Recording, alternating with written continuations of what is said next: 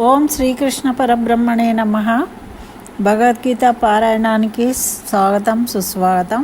అందరికీ నమస్కారం అండి. మనం ఉదయం పూట 41వ శ్లోకాన్ని అర్ధసహితంగా తెలుసుకున్నాము. అయితే దాంట్లో ఏం చెప్పారు కృష్ణ భగవానుడు అంటే, అర్జున నువ్వు కర్మయోగము నువ్వు ఆచరించాలి. ధర్మంగా ఫలితాన్ని ఆశించకుండా కర్మలు చేయడమే కర్మయోగము. నువ్వు ఆ కర్మయోగాన్ని ఆచరించినట్టయితే నువ్వు తృప్తి పొందుతావు అని శ్రీకృష్ణుడు బోధించిండు. మళ్ళీ ఏమంటున్నాడు, కురునందన అన్నాడు. కురునందన అంటే కురువంశానికి సంతోషపెట్టేవాడివి నువ్వు ఈ పని చేస్తే మీ వంశస్థులు సంతోషపడతారు. ఎందుకు అంటే తరతరాలుగా తర్వాత తరాలు చేసిన వాటిని చూసి వాళ్ళ పెద్దలు కూడా సంతోషపడతారు అన్నమాట. పితృదేవతలు కూడా సరైన పని చేసినప్పుడు ఆనందించి వీళ్ళను అనుగ్రహిస్తూ ఉంటారు. మరి ఈ విధంగా కర్మబంధము ఉంటుంది. కర్మబంధం ఉంటుంది కానీ మనకి ఇది కావాలి అది కావాలి అని లౌకికమైన కోరికల కోసము పోయి కర్మలు చేయడం వేరు. ధర్మంగా మనము చేయవలసిన బాధ్యతగా మనము ఫలితాన్ని ఆశించకుండా చేయడము కర్మయోగము. ఆ కర్మయోగం కూడా మోక్షాన్ని కోరుతుంది. మనకి ఏదైనా కూడా అనంతంగా కావాలని కోరుకుంటామండి. ఇప్పుడు లక్షలు కావాలనుకుంటాం, లక్షలు పోతే ఇప్పుడు ఇండ్లు కొనుక్కోవడానికి ₹1,00,00,000 అవుతున్నాయి. అంటే ఇవాళ రేపు ఒక హాస్పిటల్ పోవాలన్నా ₹1,00,00,000 ఉండాలి. 1,00,00,000 అంటే ఏముంది ఇవాళ రేపు, అట్లా అయిపోయింది కదండి. ఒకప్పుడు 100 ఉండడే గ్రేటు, అది పోయి లక్షలైన వేలు లక్షలు, ఇప్పుడు ₹1,00,00,000 వచ్చేసింది మన బడ్జెట్. అంటే అనంతంగా, అంటే అన్నిటికి ఇంకా ఇంకా ఇంకా ఇంకా అనేది ఉంటూనే ఉంటుంది. ఎప్పుడూ తృప్తి అనేది కలగదు. ఆ అనంతమైన సంతృప్తినిచ్చేది ఏదో ఒకటి కావాలి అని మనం వెతుకుతూ ఉంటామన్నమాట. ఆ వెతకడంలో మనము లౌకికమైన కర్మలు చేస్తే మనకి ఎప్పటికీ కూడా అది దొరకదు. ఆ ఆనందము తృప్తి అనేది కలగదు. లౌకికమైనవి అంటే ఏముంటాయి, అధికారం కావాలి, మనకు దేహ సౌందర్యం కావాలి, సుఖాలు కావాలి, ఇంద్రియ భోగాలు కావాలి. వీటి గురించి మనకు కంఫర్ట్గా ఉండాలి. మనం ఎక్కడికన్నా వెళ్తే హాయిగా కారు ఉండాలి, ప్లేన్లో వెళ్ళాలి, ఇలాంటివి ఉంటాయండి. ఉంటే వీటి వల్ల సౌకర్యాలు కలుగుతాయి కానీ మనకు మనసు సంతృప్తి కలగదు. ఏరోప్లేన్ ఎక్కేదాకా అది ఎక్కాలి అని ఉంటుంది. అది ఎక్కి 2-3 సార్లు ఎక్కిన తర్వాత అది కూడా కామన్ అయిపోతుంది. అప్పుడు అంతకన్నా ఇంకా ఏదో కావాలి. ఏదైనా అంతే, దూరపు కొండలు నునుపు అంటారు ఇంతకుముందు.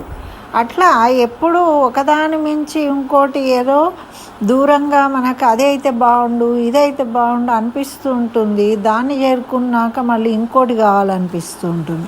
అంటే కోరికలు ఉన్నప్పుడు ఈ విధంగా మనకు నిశ్చలమైన బుద్ధి ఉండదు. ఎప్పటికీ మజిలీలే మారుతూనే ఉంటాము. ఒక చోట ఆగిపోవడం అనేది ఉండదు. ఆ ఆగిపోవడం ఎప్పుడు జరుగుతుంది, మనం సంతృప్తి చెందినప్పుడు ఆగిపోతాం.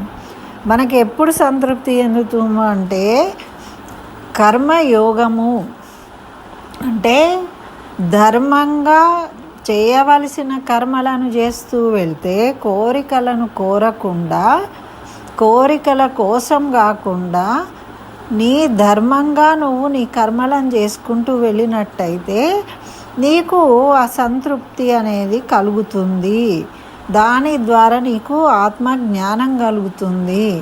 ఆత్మజ్ఞానము సన్యాసి అయినా కర్మయోగి అయినా కూడా కోరుకునేది ఆత్మ సంతృప్తి, తద్వారా మోక్షం.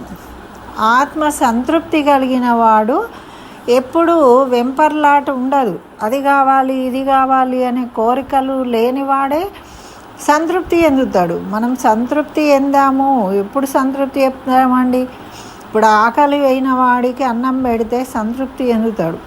అదొకటే విషయంలో, ఇంకా వేరే ఏ విషయంలో కూడా మనిషి సంతృప్తి చెందాడు. వాడి కడుపు నిండా అన్నం పెట్టామా, తిని అమ్మయ్య పెట్టినందుకు కృతజ్ఞతలు కూడా చెప్తాడు, సంతృప్తి చెందుతాడు.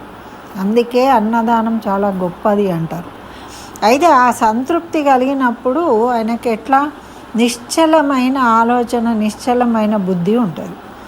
అట్లా మరి మనకి ఎప్పటికీ ఉండాలి అంటే అలాంటి సంతృప్తి కలిగే పనులు చేయాలి మనం.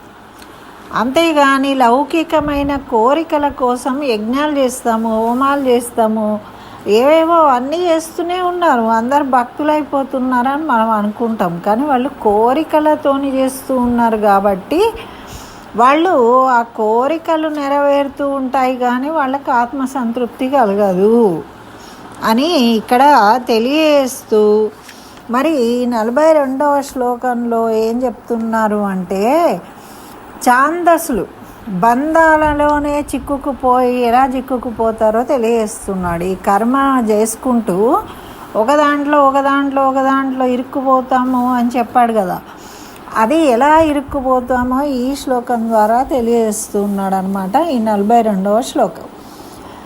యామిమాం పుష్పితాం వాచం ప్రవద్యంత్యా విపశ్చితః వేదవాదరతాః పార్థ నాన్యదస్తితి వాదినః. అవిపశ్చితః అంటే అవివేకులు అని మొదలుపెట్టిండు. ఇక్కడ ఏం చేస్తారు? వేదాలు అంటే వాళ్లకు వాదిస్తారు, వేదాల గురించి వాళ్ళు పట్టించుకోరు, వేదాలు అవసరం లేదు. అయితే అర్జున, అవిపశ్చితులు అంటే అవివేకులు, వీరికి వేదం ప్రతిపాదించిన సకామ కర్మలయందే ప్రీతి ఉంటుంది.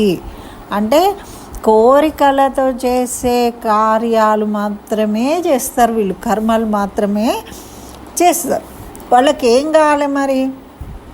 ఫలభోగం నంద ఆసక్తి, ఆ వచ్చే ఫలం మీదనే ఆసక్తి.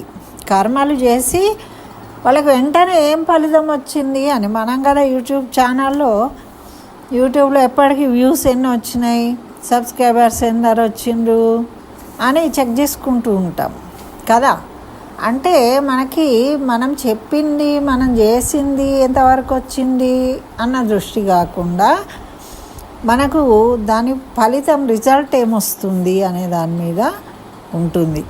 ఇప్పుడు మనం పరీక్ష మంచి రాసామండి, నేను బాగా రాశాను, బాగా పరీక్ష పాస్ అవుతాను ఎలాగూ అని ఒక మనకు నమ్మకంతో మనం ఉండొచ్చు. కానీ 1కి 10 సార్లు దాన్ని తరితే చూసి, అయ్యో నేను అక్కడ ఏ రాయలేదు, ఇక్కడ బి రాయలేదు, ఇక్కడ ఇదేదో రాయలేదు అని కన్ఫ్యూజ్ అయిపోతూ ఉంటాడనమాట. రిజల్ట్ వచ్చేదాకా కూడా ఆ ఫలితం ఎప్పుడొస్తుంది ఇంకా 2 రోజులు, 3 రోజులు, అరగంట, గంట, ఇట్లా దాని మీదనే వాళ్ళ చిత్తం ఉంటుంది, ఫలితం మీద. ఒక దేవుడికి పూజ చేసినా, ఈ పూజ చేసినాము అని. అయితే ఈ వీటి అందు మాత్రమే ఉంటుంది వాళ్ళకి ఎలా ఉంటుందంటే, స్వర్గాన్ని మించింది మరొకటి లేదు. ఎక్కడికి వెళ్ళాలి అంటే ఏదైనా స్వర్గ భోగాలు కావాలి. మళ్ళీ పువ్వులు పరిచినట్లు రమణీయంగా, ఎక్కడ ఏమంటుండు, పుష్పితాం వాచాం అంటే పువ్వులు పరిచినట్లు రమణీయంగా వాదిస్తూ ఉంటారు, అందంగా మాట్లాడతారు, అందంగా చెప్తారు. చాలా ఇప్పుడు మనల్ని మోసం చేసే వాళ్ళందరూ కూడా అట్లనే కదండి. ఇప్పుడు ఈ బెట్టింగ్ యాప్స్ వాళ్ళు కానీ, ఇప్పుడు మనీ ఇంటి దగ్గర నుండి పని చేసుకోవచ్చు అని చెప్పిన వాళ్ళు కూడా, వాళ్ళందరూ మంచి మాటలతోని చెప్పే కదా మోసం చేసిండు. అంటే వాళ్లకు లాభాల కోసము, వాళ్ళేదో పొందడం కోసము ఇతరులను మోసం చేయడానికి నవ్వుతూ వాళ్ళని చక్కగా వేదాలు చెప్పినట్టుగా నిజం అనిపించి మనం భ్రమపడి మోసపోతాం. ఆ విధంగా చెప్తారు. వీళ్ళకి భోగమే యోగము. వాళ్ళకి ఎప్పుడు కూడా వాళ్ళు మాట్లాడే మాటలు ఎట్లా ఉంటాయి, అర్ధరహితమైనవి, వ్యర్థమైనవి అయినా కూడా వినడానికి మాత్రం చాలా అందంగా, సంతోషం కలుగుతూ ఉంటుంది మనకు. ఆహా, మన కోసమే పాపం వాళ్ళ త్యాగం చేసి మనకు లాభాలు ఇస్తున్నాం అనుకుంటాం. అమ్మ నీకోసమే ఇస్తున్నా అంటది, కూరగాయలమ్మ వస్తుంది. ఆయనతో బేరం చేసే వాళ్ళు ఏమంటారు, అమ్మ నేను ఎవ్వరికి ఇవ్వలేదు, ఇగో నీకోసమే తక్కువ చేసి ఇస్తున్నా అంటారు. అంటే మనకు సంతోషం అయిపోతుంది, ఆమె ఎవరో మనకి ఎందుకు తక్కువ చేసి ఇస్తుంది. కానీ వాళ్ళు అట్లా చెప్పినప్పుడు అట్లాంటి తీయటి మాటలు చెప్తారనమాట. మరి చెప్పడం కూడా ఎట్లా చెప్తారు, వీళ్ళకి టాలెంట్ ఉంటుందట. ఈ అవివేకులకు వేదాల గురించి అన్నిటి గురించి వాళ్ళు ఈ కర్మల ఫలితాల గురించి, మీరు ఇది చేస్తే ఆ ఫలితము, అది చేస్తే ఈ ఫలితము అని మనకు ఒకవైపు భయపెడుతూ, ఒకవైపు చెయ్యాలి అని, ఒకవైపు లాభం ఉంటుందని, అన్ని రకాలుగా మనకు కనిపించేటట్టు చెప్తూ ఉంటారు.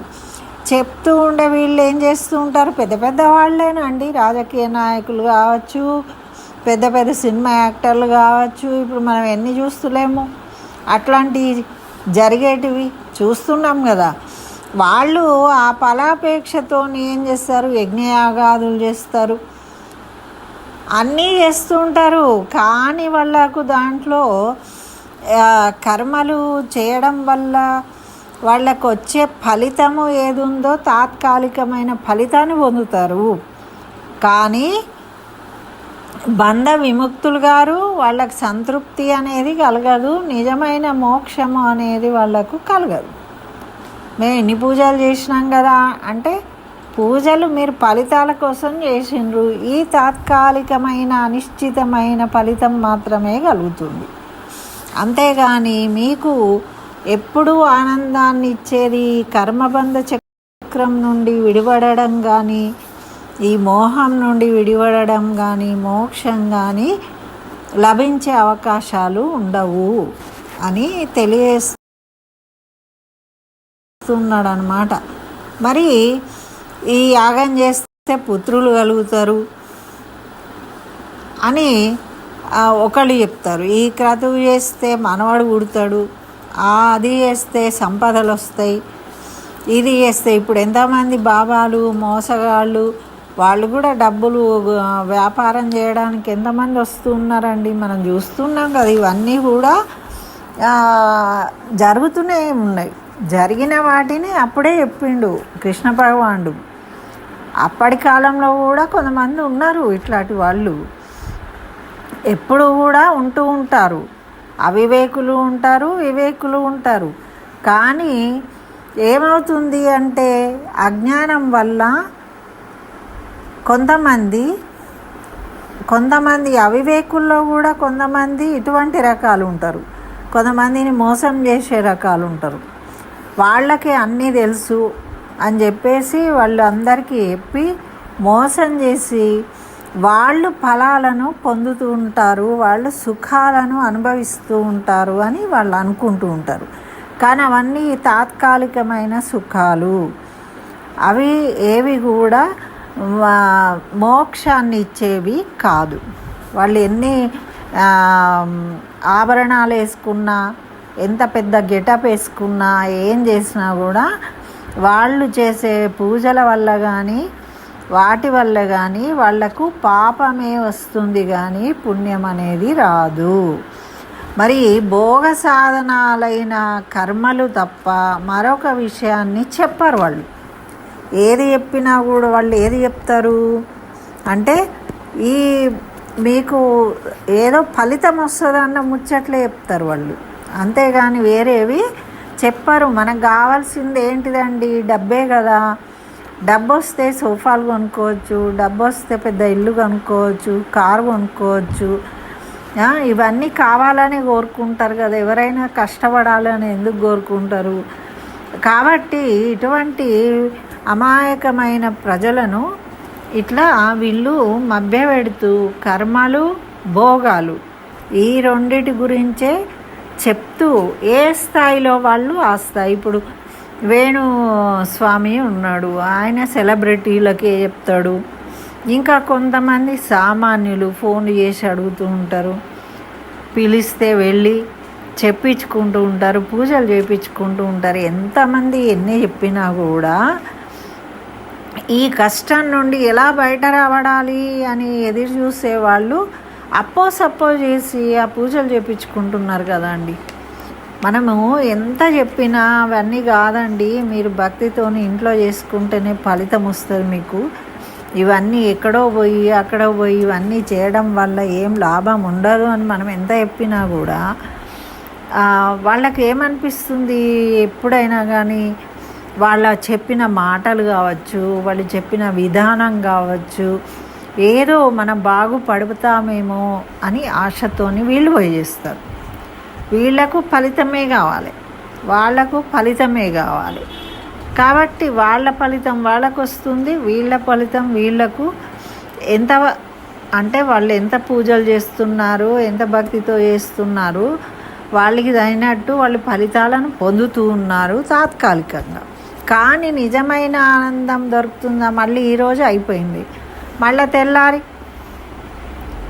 అంటే మనకు శాశ్వతంగా ఆనందాన్ని ఇచ్చే పనుల కోసము ప్రయత్నాలు కానీ కర్మలు కానీ చేయడం లేదు. అది చెప్తూ ఉన్నాడు. మనం అదే మన ధర్మాన్ని ఆచరించి మన ధర్మం ప్రకారం మనం ఏవి చేయాలో ఆ కర్మలు చేసి మనం ఫలితాన్ని ఆశించకపోతే మనకు ఆ సంతృప్తి అనేది కలుగుతుంది. ఆ సంతృప్తి కలగడం వల్ల మనకు ఆత్మజ్ఞానం కలుగుతుంది. దానివల్ల మోక్షాన్ని పొందే మార్గం తెలుస్తుంది. ఈ జీవాత్మ మృత్యు వెంట పడుతుందండి. ఎన్నో అనుభవించినాక మృత్యు వచ్చింది. వస్తేనట ఇప్పుడు సన్యాసి ఉన్నాడు, ఒక కర్మయోగి ఉన్నాడు, ఆయన కర్మలు చేస్తూ ఉన్నాడు, అయిపోతేనట ఈయన కనుక ఇప్పుడు మనం ధ్రువోపాఖ్యానం కానీ ఇవన్నీ చూస్తాం కదా, ఆయన ఏం చేస్తాడు చెప్పండి? భగవంతుణ్ణి ఆశ్రయించడం వల్ల వాళ్ళు మృత్యువును జయించారు, అంతే కదా. మరి అట్లా ఎవరైతే ఆ భగవంతుని ఆశ్రయిస్తారో మీకు అన్నీ లభిస్తాయి, ఇవన్నీ చేయాల్సిన పని లేదు. కానీ మళ్ళీ మనకు తృప్తి కూడా కలుగుతుంది దానివల్ల. కానీ మనము దాని గురించి ఆలోచించకుండా తాత్కాలికమైన కర్మలు చేసుకుంటూ పోతూ ఉంటారు. ఎలాంటి వాళ్ళు అవివేకులైన వాళ్ళు, కర్మలయందే ప్రీతి కలిగి ఉంటారు. వాళ్ళు ఎప్పటికీ కూడా వాళ్ళు ఇటువంటి కర్మలనే చేస్తూ అందులోనే బందీలై ఉంటూ ఉంటారు. అర్జున, మరి నువ్వు పండితుడు కదా, నువ్వు అట్లా బందీ కావద్దు, నువ్వు కర్మయోగాన్ని చెయ్యి, కర్మలను చేయకు, లౌకికమైన కర్మలను నువ్వు ఏదో కోరికతోని చెయ్యట్లేదు, నువ్వు నీ ధర్మంగా నువ్వు యుద్ధం చేయాలి అని ఈ శ్లోకం ద్వారా తెలియజేస్తూ ఉన్నాడు ఆ కృష్ణ భగవానుడు. ఇదండి 42వ శ్లోకము. మరి 43వ శ్లోకంలో కూడా దీని కంటిన్యూషన్ ఉంటుందా ఏముంటుంది రేపు చూద్దాం. స్వస్తి. సర్వం శ్రీకృష్ణ చరణారవిందార్పణం అస్తు.